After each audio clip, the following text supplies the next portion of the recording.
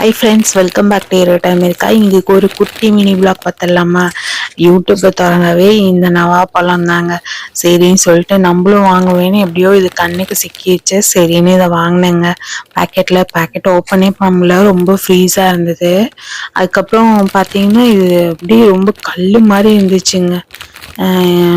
நல்ல ஃப்ரீஸாக இருந்தது. இது எல்லாமே ஃப்ரோசன் தான். இங்கே இப்படி தாங்க கிடைக்கிது. இந்த மாதிரி கிடைச்சது அப்படியே சாப்பிட்டுக்க வேண்டியதா.